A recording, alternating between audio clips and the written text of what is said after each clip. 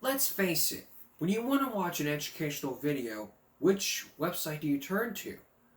Do you turn to YouTube, Vimeo, Dailymotion, or from your social media posts?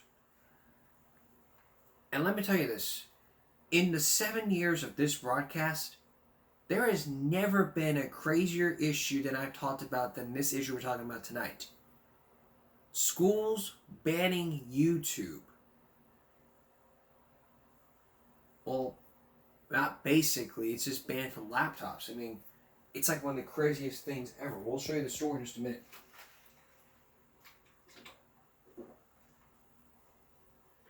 Think about this.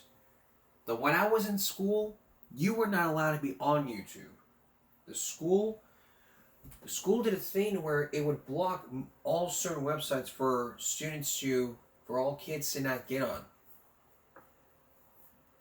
Like Facebook, Twitter, all social media accounts, unless you had the mobile app. Now, back in 2012, 11 years ago, back in 2007, they decided to block YouTube because I don't know why. But then I heard from someone back in 2012 that they brought back YouTube.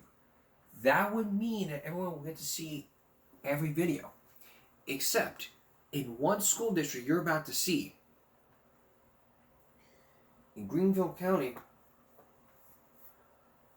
they're banning YouTube on all the school's laptops for them to not see inappropriate videos. Now, why is that? Take a look and you'll see. Millions of videos can be found on YouTube, but some videos can be considered inappropriate for children. For years, Greenville County Schools allowed students to access YouTube because it had a filter system, but that has changed. Recently, from what I understand, YouTube and its parent company Google made changes to its filtering system, which made it virtually impossible for school districts like ours to filter out some of the inappropriate content. The district says this left them with no choice but to block YouTube on all students' Chromebooks starting this week. School districts like ours have an obligation to protect students from inappropriate content. There is a federal law. It's CIPA, the Children's Internet Protection Act. According to the district, the problem stems from videos labeled as YouTube Shorts, which are short videos similar to TikToks. With the short videos where they're constantly going from one to the next, that's what makes it impossible to filter this out. YouTube is not the first site the district has blocked access to. TikTok is blocked. Facebook is blocked. Twitter, which is now called X, is blocked. Instagram is blocked. Educational videos have often been used by teachers in the classroom. The district says many of these videos have already been approved for teachers to continue using. There will be an approval process if a teacher finds a new educational video that they want to show their students. Once it's approved, the video will be uploaded to Google Classroom. If a teacher identifies something as this could be useful for the classroom, he or she can get approval through our educational technology services to bring that into the ecosystem and allow students to have access to that. In Greenville County, Chloe Salsameda, 7 News. And the district says this decision is a preventative measure. It's not aware of any incidents of students previously accessing inappropriate content.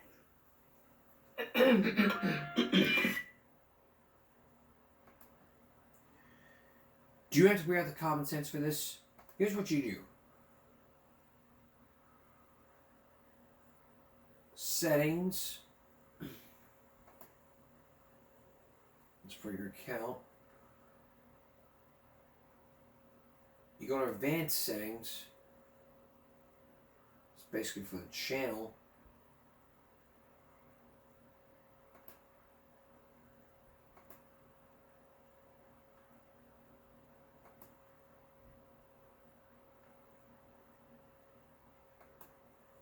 Why the heck am I not connected to the internet?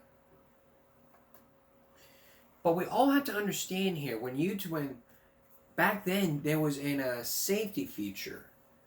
There was a safety feature to where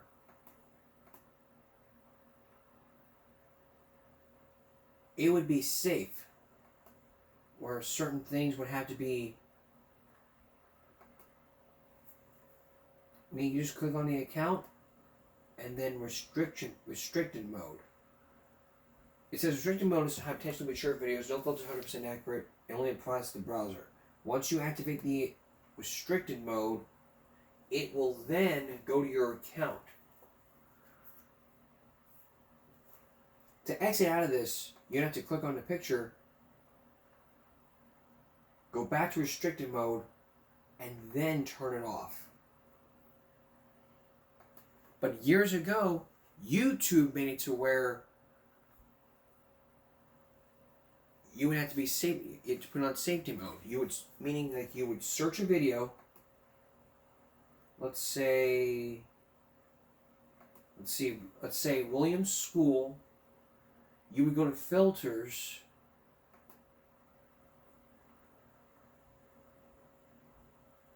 I think it was down below.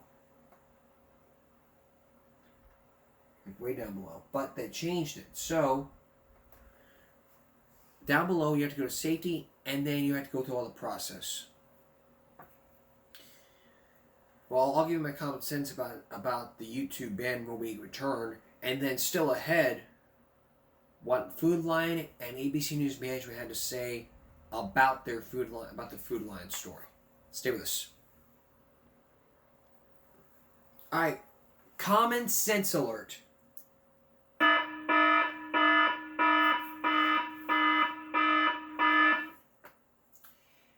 Okay. Schools are banning YouTube. One school district in Greenville County is banning YouTube because of immature videos. Now, if you have the YouTube app, they probably won't do that. But that's not what schools are doing to the kids' phones. What they're doing is on the Chromebooks because of the YouTube Shorts.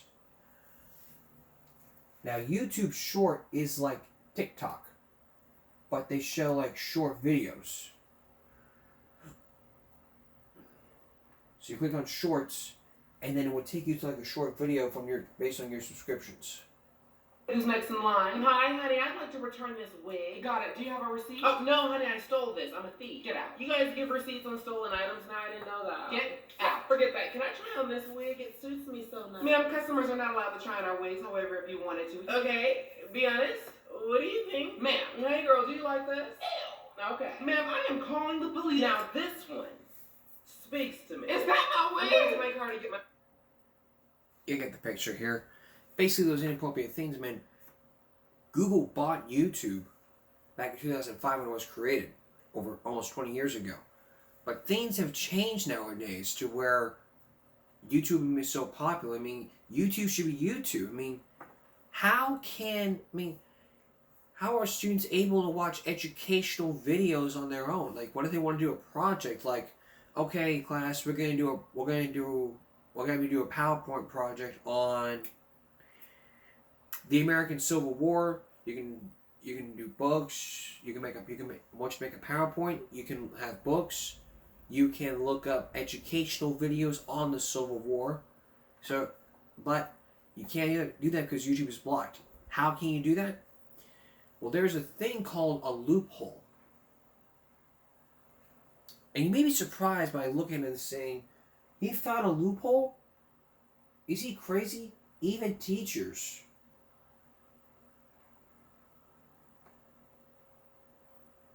Even teachers will think you're crazy.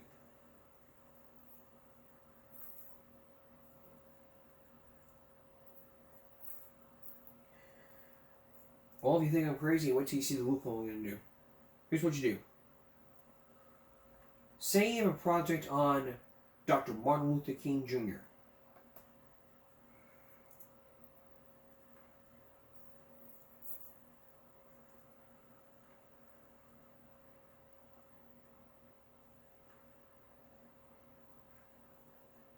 Okay, let's say someone says we're going to do a project on Dr. Martin Luther King. Hello and welcome to the American... So here's what you do.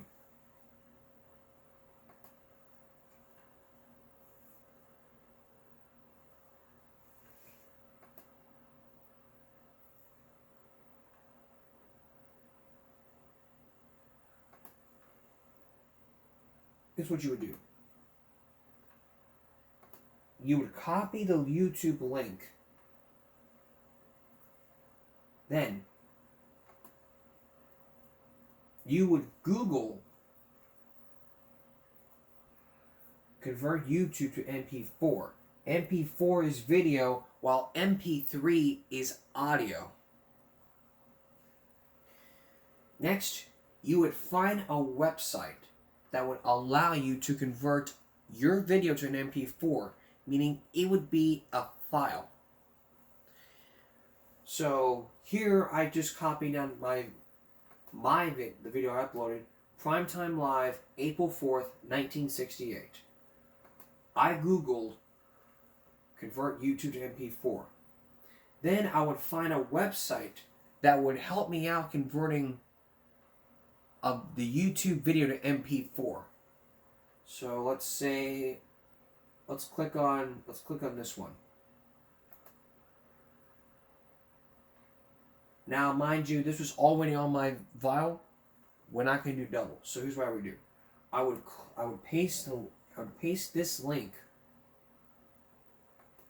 The format I would do is MP4. Now, if I were to do MP3, it'd be different. You go MP4, you click Start, and then it would have your resolution prepared.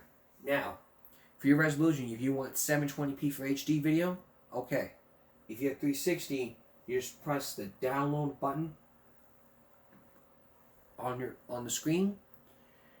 You wait for it to download, and then you can use that for your PowerPoint.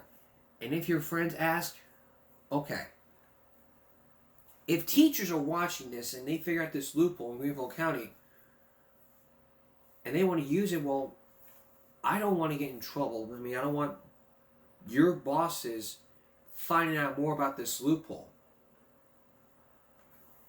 Because it's like very easy for a 10-year-old can go buy a pack of cigarettes. But it's very easy for people to just find ways around the system. So when you're doing a PowerPoint, when you're shooting as a PowerPoint like on Martin Luther King and they find this video to pop up, I mean, this would do. So the way I would do is if you want to put a video on your PowerPoint, like PowerPoint's a bully, like we did 5 years ago, you would have to go to your files, and then in your files, what you would have to do is upload it to the PowerPoint, and then it would play the video with the audio attached. That's a different video, but if you have Microsoft PowerPoint from your Chromebook, I mean, if you got Microsoft, I mean, it will help out, but if you have like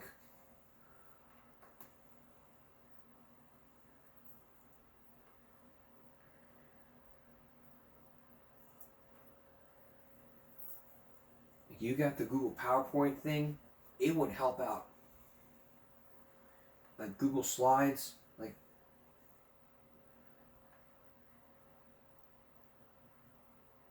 you would do Google Slides and all that stuff, but it won't probably do unless you're doing a research paper. So it's like the same thing. So you can do a PowerPoint, you can import a theme.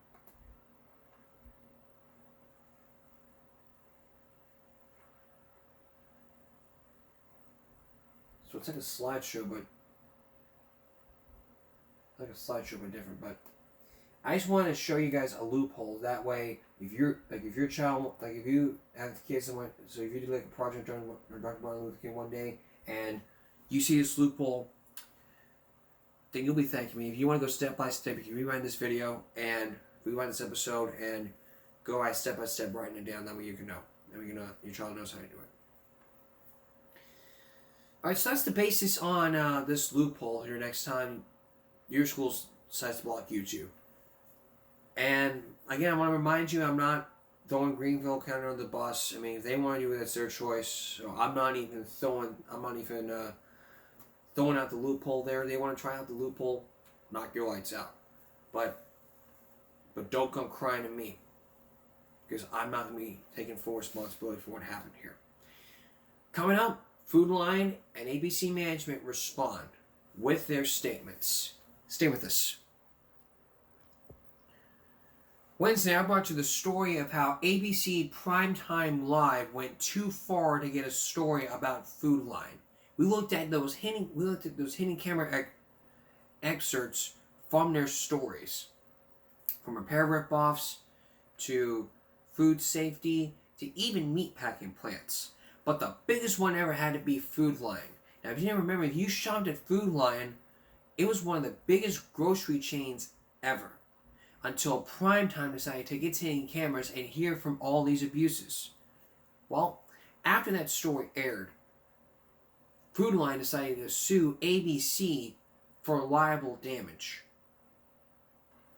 I told you what had happened from the very beginning from that 26-minute report.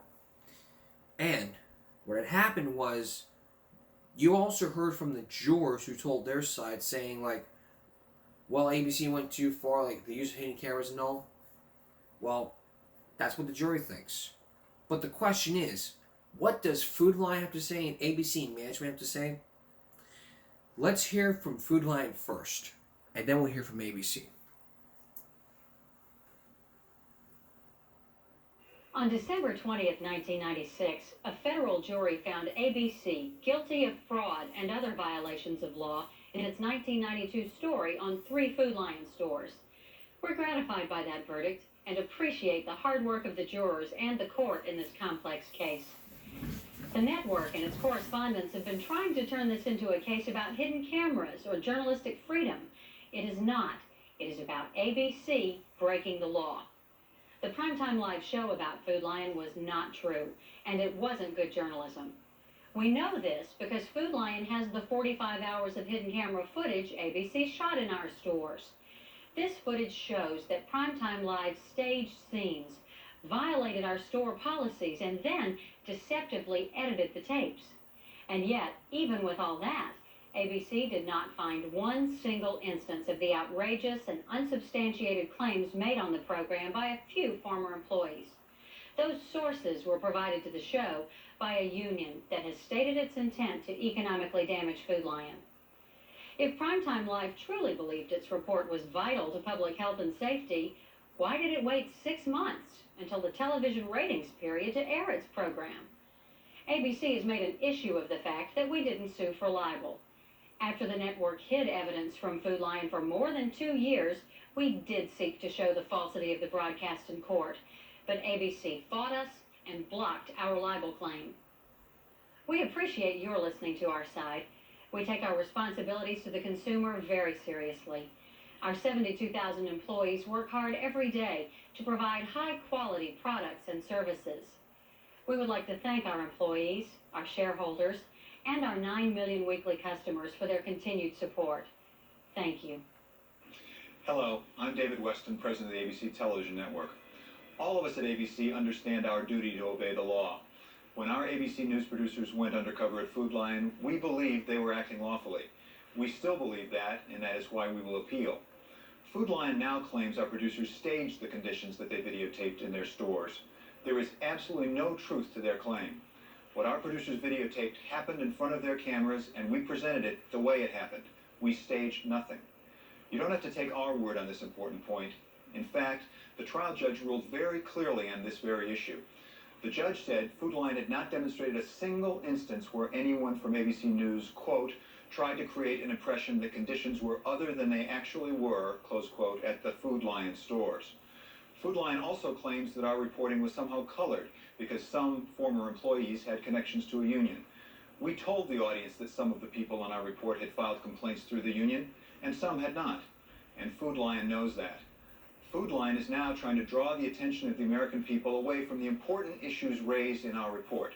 In particular, the truth of charges leveled against food handling practices in Food Lion stores. Tonight, as we did in 1992, we stand by the truth and the integrity of our Food Lion report. We have an obligation to tell the truth to our audience, and we take that obligation very seriously. Thank you for your time and attention. We'll be right back. All right. Now but there was another statement from Food Lion right after that 1992 incident.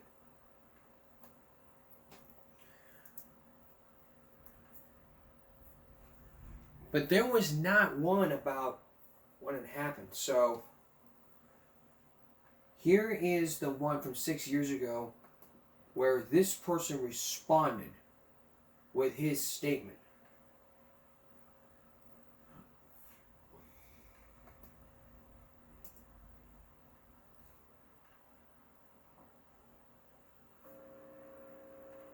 On December 20th, 1996, a federal jury in Greensboro, North Carolina, found ABC and 4 producers of its primetime live show guilty of fraud and other illegal actions for the way they went about producing a negative story about the Food Lion supermarket chain. When 2 ABC producers lied about their backgrounds to get jobs at Food Lion and spent their time at work videotaping with hidden cameras, they not only broke the law, but breached the ethical boundaries of journalism as well. Unaired ABC hidden camera footage obtained by the supermarket chain before the trial revealed that although the show's producers spent more than 43 hours videotaping events at Food Lion in their quest for negative material, ABC had to orchestrate events and selectively edit situations in order to create a story that would fit its preconceived point of view. In all, about 10 minutes of hidden camera footage was actually broadcast. But as the unaired footage clearly shows, not only were most of ABC's allegations not supported by evidence, but in some instances they were directly and repeatedly refuted. This program will provide its viewers with a sampling of what Food Lion found when it got all of the tapes, and illustrate how ABC attempted to create news as opposed to report it on its primetime live Food Lion broadcast. November 5th, 1992. A primetime undercover investigation into charges customers at the nation's fastest-growing grocery chain don't always know what they've been sold. But more to the point, those who saw this broadcast had no way of knowing how this so-called investigation was conducted or reported. Several primetime producers posed as applicants for work at over 20 different stores. Food Lion hired 2 of us, and we worked at 3 different stores in 2 meat departments and a deli. None of the employees in those stores knew who we really were, or that we had hidden cameras. Or that ABC's so-called investigators falsified their resumes and arranged for their references to lie when Food Lion called. Along with 2 other ABC crewmen, they would dress for work each morning like spies. Oh! Give me all the movement you're going to get. Do. Well. Ready to go. And then off to work. A tiny camera in the hair, a microphone tucked in a bra. One of the producers, as part of her undercover attempt, even showed up several times when she wasn't scheduled. I was just looking for my friend. Thanks.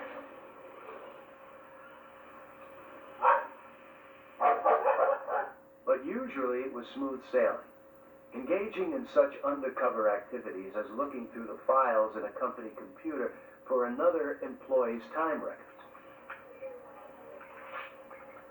None of this actually aired on ABC, nor did the concerted efforts of the ABC team to orchestrate events to make it appear that Food Lion sold bad food.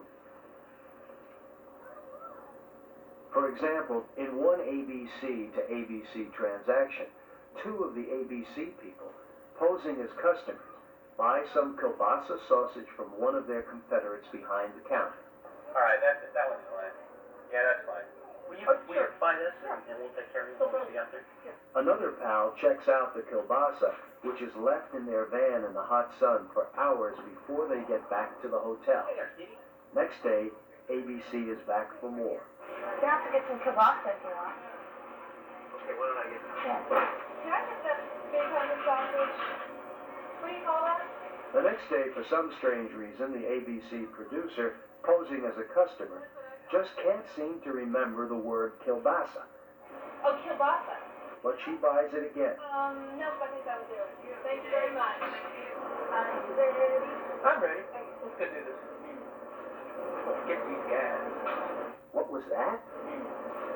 Let's get these guys. Then it's time to complete the caper by returning some sausage. The manager tries to explain why it might have turned bad. I don't know. I think that's too hot. Listen closely and you'll hear that her explanation doesn't surprise the ABC crew. I hate it when it gets too hot. The producer did get her money back for the sausage she returned, and ABC's attorneys have admitted it was the kielbasa purchased 3 days earlier that was left in the hot van. Even she had qualms about the Food Lion project. In a note a few weeks earlier, she said she was worried that a big deal might be made out of nothing. To quote directly from her note, they said they were worried we would find small violations here and there and make it into a big problem that it is not. I agreed. Ira Rosen is Primetime Live senior producer. Ira said, don't worry about it. Just shoot everything, collect all stuff, and bring to New York. Editorialize later. I'm worried. 6 months ago, we started talking to current and former employees. 70 agreed to go on the record. But only 8 were willing to sign affidavits. Only a half dozen showed up on the program.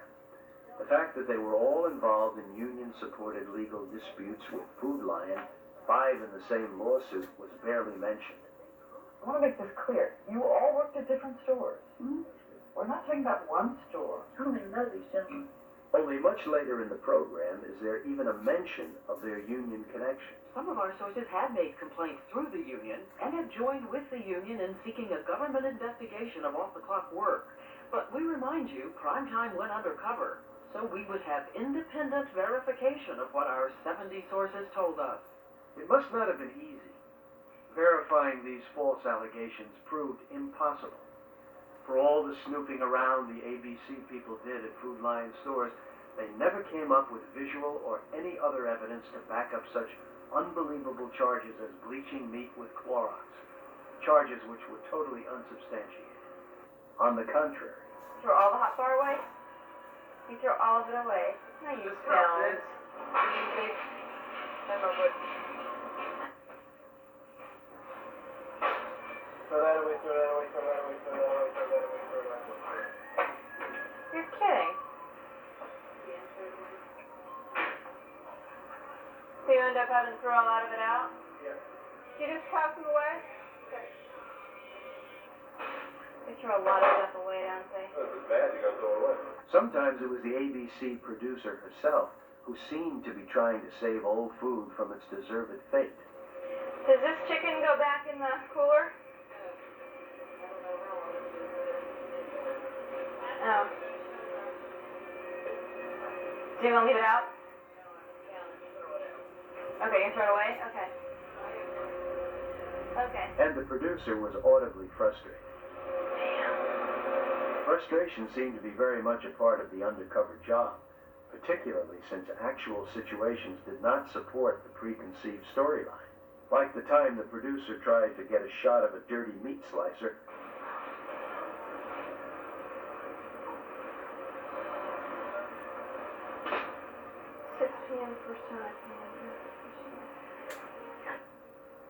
Only to find it being cleaned. Other times she just exerted the power of suggestion, as with this batch of rice pudding, though it took 2 tries. Some lady brought this back this morning. Said it was sour. Can you smell it? Can't really tell. She brought some back this morning. Smells kind of a little bit like sour cream.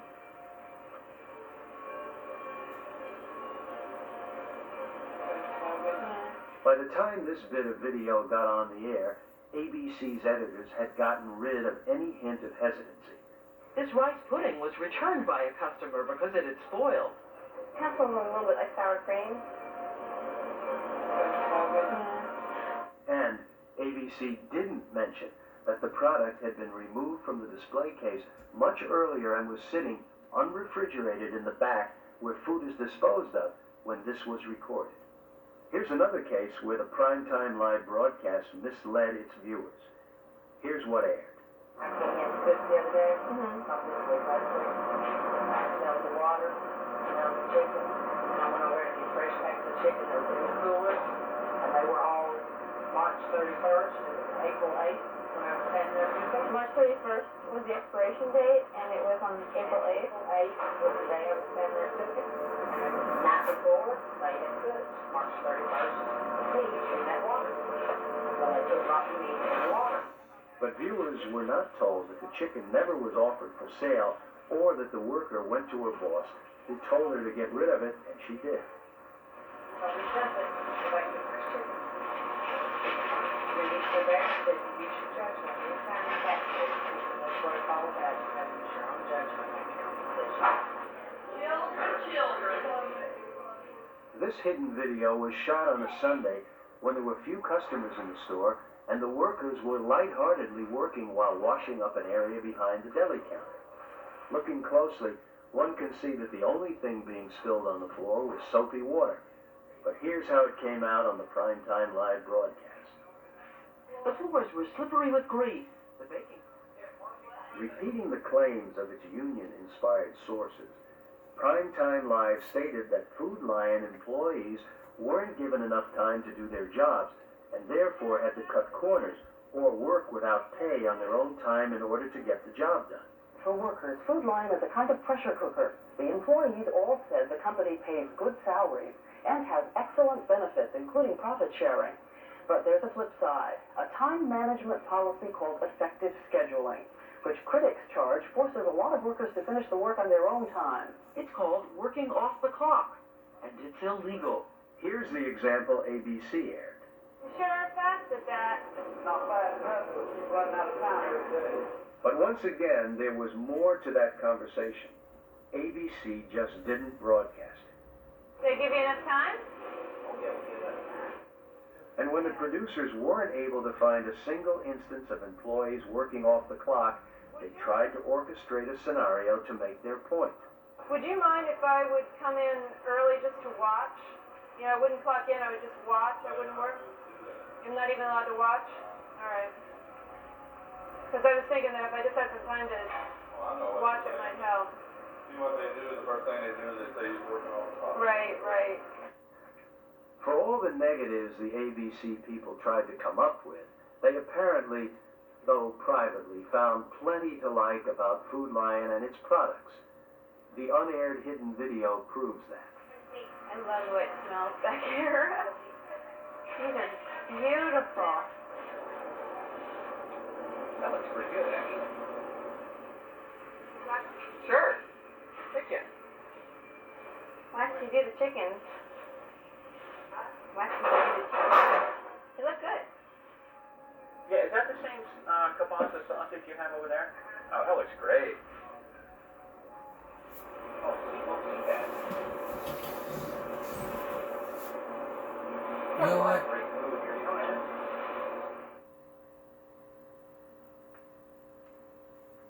In ABC's version of the Food Lion story, Diane Sawyer contends the company's behavior was motivated by profit. Now that the facts are known, it is ABC's behavior that has been called into question, not Food Lion's. Food Lion has said all along that the network's allegations are false. The North Carolina-based company has said from the beginning that it was the victim of an effort to create news, not report it. The evidence from ABC's own hidden camera video supports Food Lion's contention. Nevertheless, ABC's broadcast, including its fraudulent origin and its use of staging, selective editing, and misrepresentation, was not without consequences. As a result of the Primetime Live segment, Food Lion and its employees were seriously damaged, with Food Lion being forced to close 88 stores and eliminate thousands of jobs. However, with the passage of time, as more and more consumers saw for themselves that the allegations in ABC's report did not accurately portray what they found in Food Lion stores, the company recovered and resumed its growth. This is not the first time a jury has found fault with ABC or Primetime Live. In one other case, a jury instructed ABC to take a second look at Primetime Live's reporting methods. Notwithstanding that earlier warning and the Greensboro jury's decision, ABC says it stands by its Food Lion story and its use of hidden cameras to get it. And Primetime Live's methods have been criticized by print and broadcast journalists alike. Andrew Hayward, president of CBS News, has been quoted as saying, The Food Lion decision should make people think twice about misrepresenting themselves to get a story. A.M. Rosenthal, former executive editor of the New York Times, said the Greensboro jury deserves the respect of all journalists who insist on working free and without masks. Here is Chris Ahern, Food Lion Corporate Communications Manager. On December 20th, 1996, That was the whole story. That's basically what they talked about. So, who do I side with? Well, if you cross the line, once you cross the line, you cannot uncross the line. But if the jury were to side with ABC, saying that the ABC did the right thing, instead of siding with Food Lion would be damaged and they would have to close their stores. But in the end, you can't turn back the clock unless you had a time machine. But if you turn back the clock, you would side with ABC and they would win their case.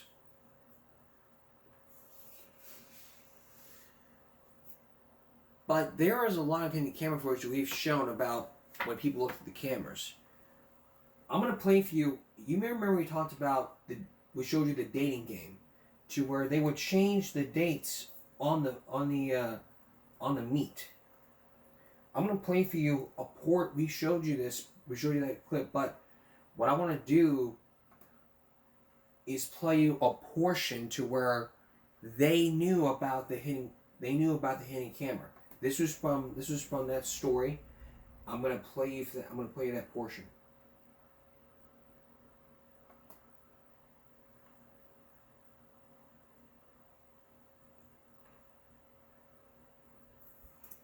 This is it.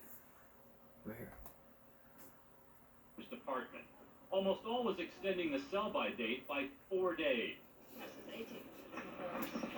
At another Denver Safeway, we had just been there a few days marking packages. This is 1, 2. When the store manager stopped us and asked if we were taking pictures of the meat. Who are you with? What are you doing it for? Well, actually, we're with NBC News. We told him we were doing a story about redating meat. This isn't redated. Now, you would think a store manager would want to know if someone in his meat department was selling meat past its sell-by date. But all he wanted from us was our cameras and videotape. Is your camera in the sale? Oh, no, you can't take up something and they do that. You got the store then. You have to. You driving there? Yep. No, you're not. No, you're not. You're not going to sell us some food? No. Not with you guys doing paperwork. Maybe Pathway took a page from Food Lion and said, you know what? We're gonna do what Food Lion should have done. Well, they knew about the hidden cameras, and there's the common sense here. If someone tells you to do something you do, you don't just sit there and talk back. That's all it was. This just basically all it was. We're gonna take a break, and we'll have more. Stay with us. There's nothing like going to good old San Francisco. The place where you hop on a train, and probably the good place to see that Full House house, or the Full House house. But did you know it can be also a terrible place for smash and grab thieves? I think we told you about this on one of our previous shows about smash and grabs, to where they would take they're smash through the windows and they take your stuff. But there's probably more to this than in San Francisco. So what you're about to see was a steam dump inside edition, a bait car filled with a bunch of stuff. Here's Lisa Guerrero. San Francisco, once known as the city by the bay, it's now infamous as the smash and grab capital of America. There it goes, you just broke in. Brazen bandits keep bashing in car windows, stealing anything left inside. Watch, this guy gets thrown off the thieves' getaway car when he tries to stop them.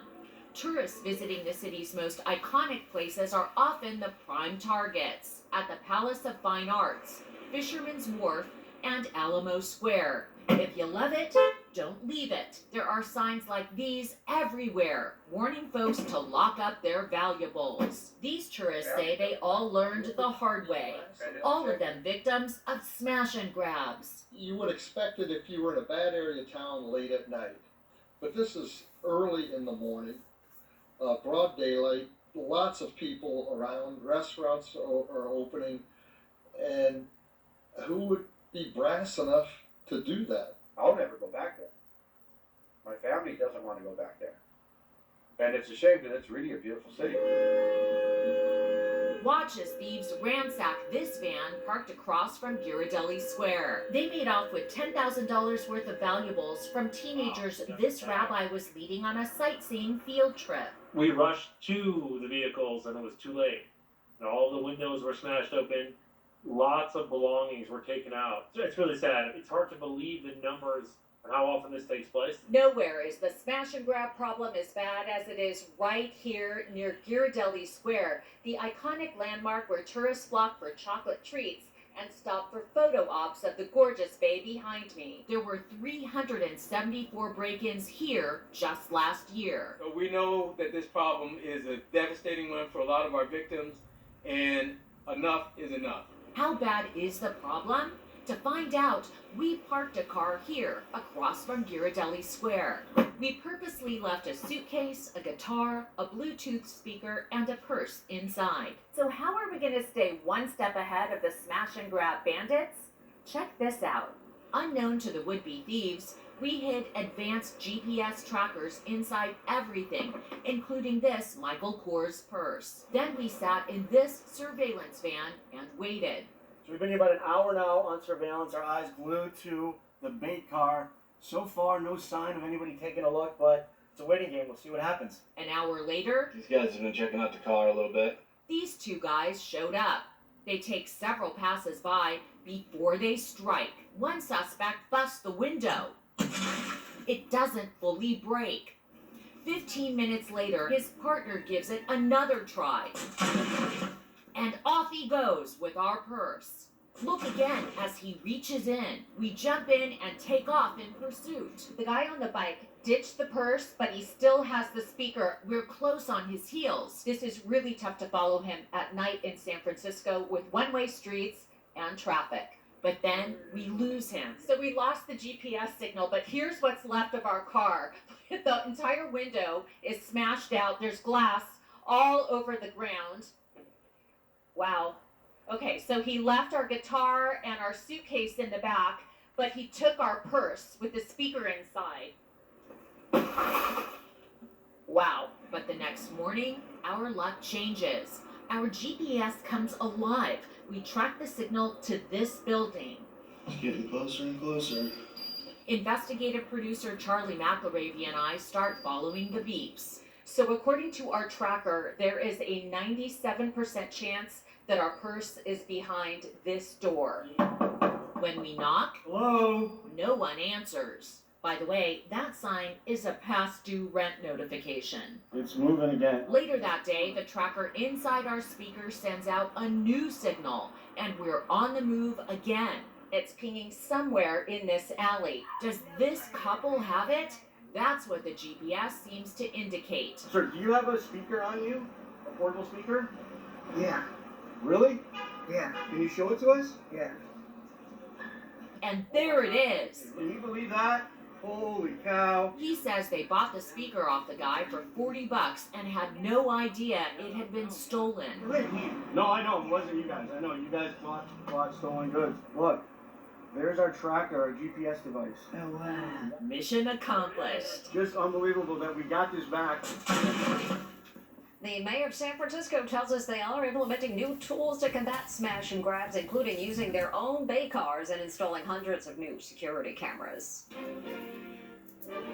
Now, how can you protect your stuff from being smash and grab? One simple way is to make sure your car is locked.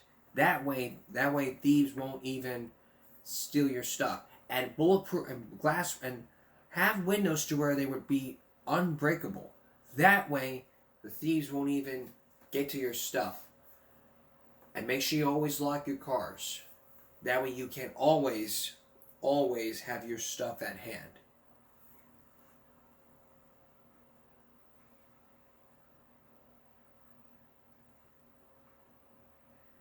talked about a smash and grab years ago to where Lisa Guerrero was a victim of it.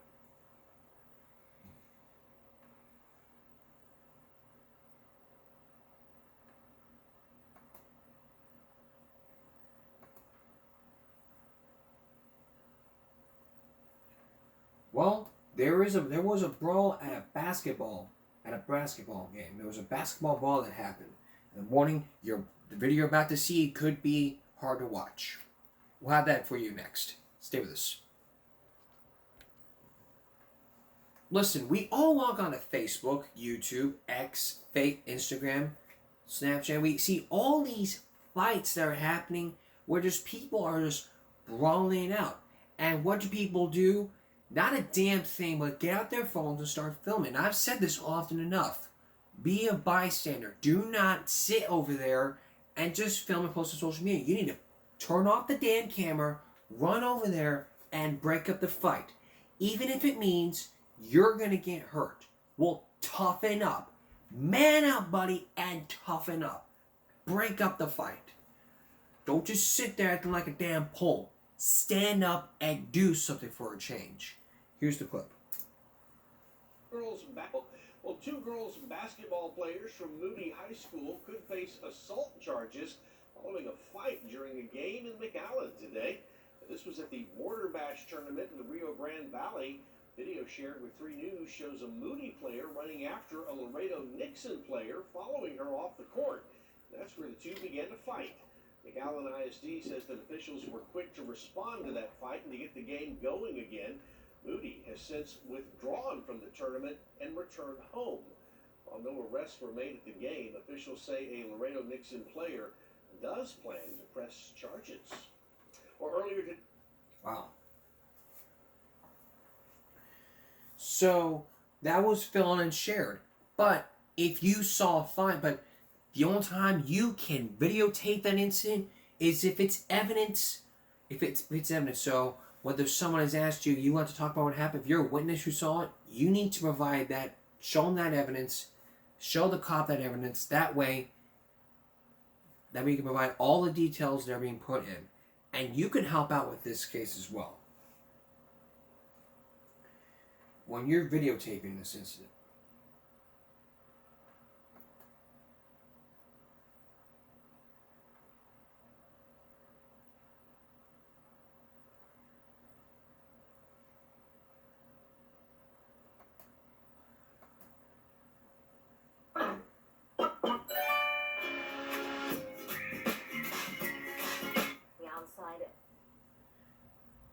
Now, when we hear about students crossing the street, I mean, it's a crosswalk, for God's sakes. A crosswalk is something you just cross in the middle of. But many people just don't use that damn crosswalk. If you've seen last season, we did our jaywalking special, where people just walk in the middle of the curb without even using the crosswalk. That's where one student got hit, and we're going to bring some common sense in just a minute. Outside of an elementary as they saw one of their schoolmates hit by a vehicle before class. This happened outside of Latchgate Sheldon Elementary. That is in Ingleside. In a post by the school, they say the child was taken to a local hospital. At this time, their condition is not known. The Ingleside Police Department says the driver who hit him did not see the child because of the angle of the sun and this morning's fog.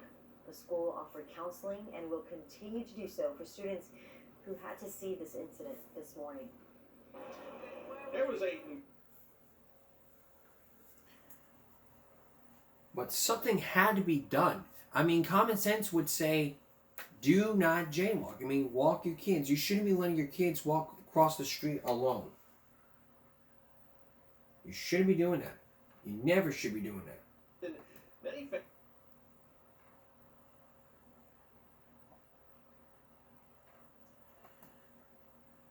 Okay. As the holiday nears, there are some triple threats that are happening all around.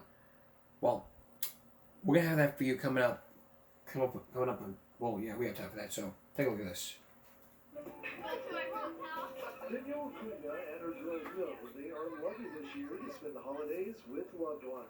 Park, family time. They've got a full plate. Still, this local mom is choosing to stay cautious after her girls got sick earlier this year. Yes, but they just got their flu shot, so we're good. Sarah DeLeon and Nancy Solik are also excited for a house full of company next week. They still remember how the pandemic prevented them and so many other families from coming together, what now seems like a distant memory. We're glad that that's over because, to have the family together again. They too know the impact one person's illness can have on others during this time of year. Even going to the grocery store, you just gotta be cautious, clean your cart, just to make sure, especially when we're around the elderly. Flu season is creeping up. Numbers in Texas are already rising as COVID-19 cases are still popping up. But it's another virus that doctors have on their radar this season. And that is RSV, a respiratory illness mostly seen in children. Call it as a triple whammy. Means we have a COVID, we have a RSV, and we have a flu. The latest information from Texas Health and Human Services shows that RSV has significantly increased in the state, overwhelming hospitals in Fort Worth. Here in South Texas, the numbers are also up. They will have a runny nose. They can have the kind of a lot of rhinorrhea, upper respiratory symptoms. Dr. Serrani says enjoy the holidays, but be mindful. The hand washing is the key thing. Make sure that if you're sick or any symptoms, try to avoid the bigger gathering. Wear the mask. Whether it's protecting yourself and your loved ones from RSV, COVID, or the flu, doctors say they can be preventable through vaccinations and good hygiene habits. Because we want everyone to enjoy it, and we don't want to come in, bring our bug, and make it a family bug, and everyone is sick. Bill Churchwell, 3 News. All right, thanks for that, Bill. Very important information. Bring on. So if you're gonna have a family gathering, make sure you're healthy. If you need that flu shot, get the flu shot. And if you want to get those at-home COVID tests that we've been talking about here, which we haven't been talking about, if you want to get those at-home COVID tests, I think you can find those online. I think you still find those online at your local supermarkets. Somewhere here. So,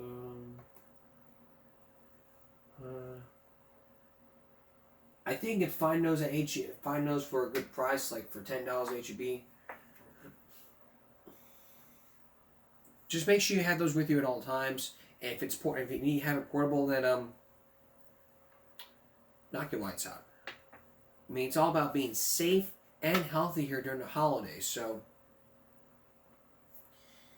a little something to keep in mind. We will be right back. Stay with us. Charles Green of South Carolina was better known as the Angry Grandpa. Now, he was one of the biggest YouTubers ever with over 1 million subscribers.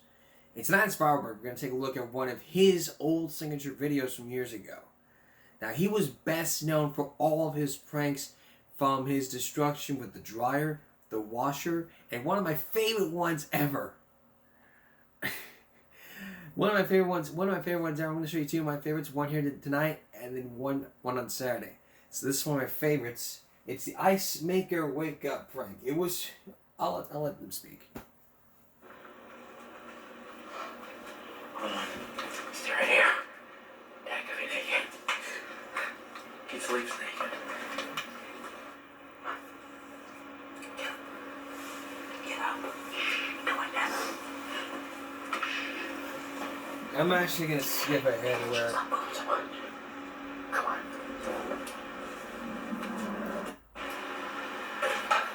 Good boy.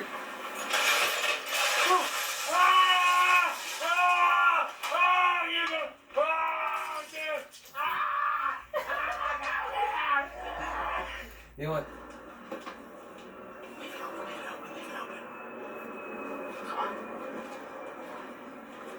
I'm going to set the prank. I need to skip ahead.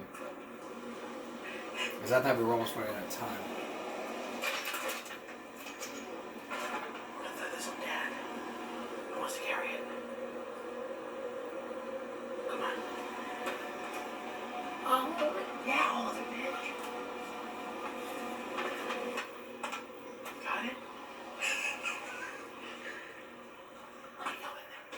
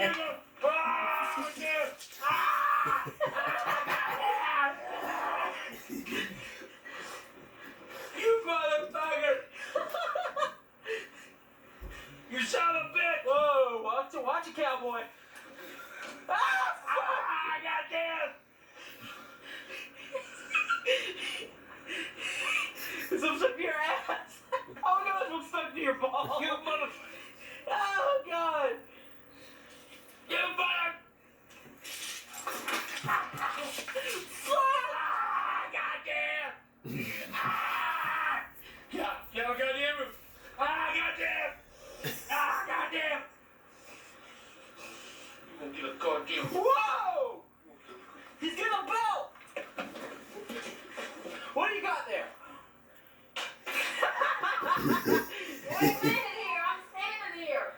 You better teach that goddamn bitches some manners. Your wife is reported on you. You need to teach that goddamn bitch some manners. Oh, that was in your ass. I just grabbed it. Yeah.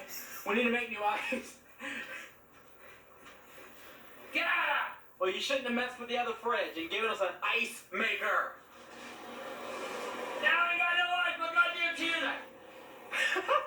Oh, man.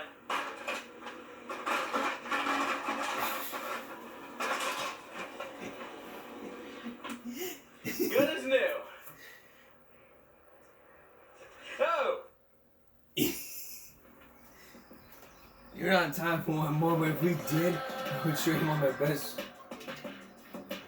one of the greatest wake-up pranks ever. Yeah, I think there's time for that one. Is your husband asleep? He's asleep. One of my favorites ever was the heavy metal wake-up. Just watch this. Is your husband asleep? He's asleep.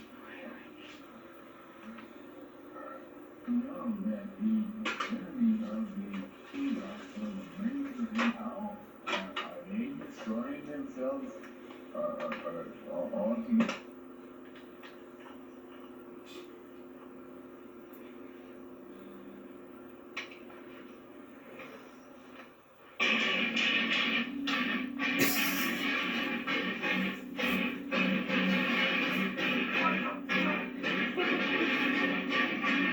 Wake up.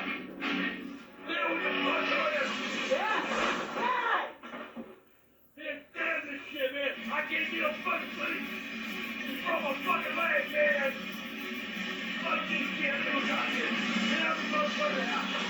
Get out of the motherfucking house, man! Turn that goddamn out of my face! I'll do it. I got it. I paid for that. I don't give a shit what you paid for! Man, I'm trying to sleep! I didn't get to sleep last night! Tired as shit! Yeah, boy, brought my fucking toe! Oh, God! Damn, tear the motherfucking house, man! Tired as shit! Get around the house! Can't do nothing, man! Can't get no sleep! Can't get no rest! Can't get no respect! Tell you what, you don't kiss my fucking ass! Don't bother me no motherfucking day, damn it! You, the kids are All all I like... did was play music. Oh, my foot. Oh, God. Oh. Get that motherfucker out of my face! I'm Grandpa. And I'm Jonathan. That's all for this edition of Give Me a Break Friday going to Saturday. We'll see you again at Give Me a Break Saturday night. I'm Jonathan Carmody for all of us here at YouTube and Give Me a Break. Have a good night.